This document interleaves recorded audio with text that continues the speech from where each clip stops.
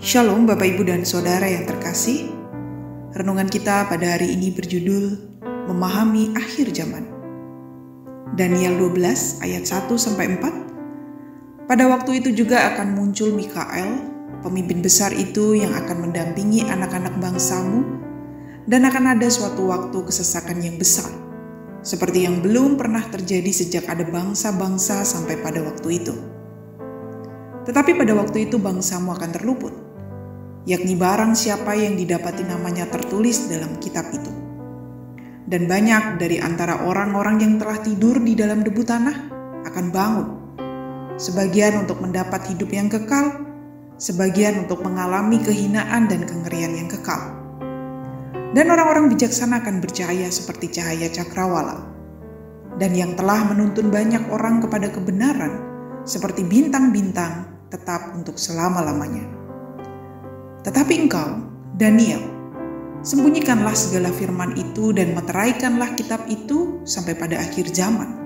Banyak orang akan menyelidikinya dan pengetahuan akan bertambah. Tema kita pada saat ini mengingatkan saya kepada film 2012, Kisah Prediksi Kiamat di Akhir Tahun. Munculnya film tersebut yang mengangkat kisah akhir kehancuran bumi mengindikasikan bahwa manusia hingga saat ini tidak habis-habisnya mempertanyakan kapan akhir zaman akan tiba. Banyak penelitian dengan ilmu pengetahuan mencoba memprediksi akhir zaman yang dihubungkan dengan pemanasan global, tetapi ada juga yang sudah pernah mencoba memprediksi kedatangan akhir zaman dengan dalih menerima pewahyuan dari Tuhan, sebagaimana yang disampaikan oleh firman Tuhan dalam ayat 4, banyak orang akan menyelidikinya.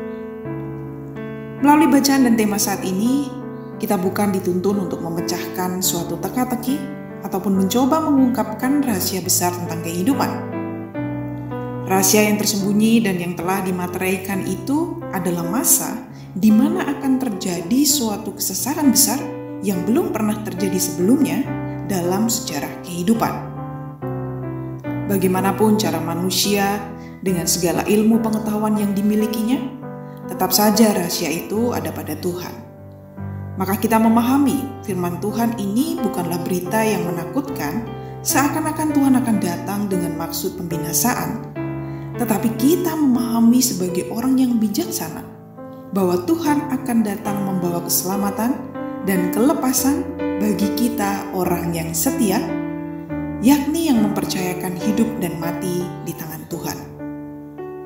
Bijaksanalah dalam menyikapi setiap keadaan yang kita hadapi, supaya kita bertahan dan kuat menghadapinya. Seberat apapun hidup yang kita hadapi, setialah kepada Tuhan, sebab bukan untuk selamanya penderitaan itu. Tuhanlah yang menjadi gembala kehidupan kita sampai pada akhir zaman. Amin.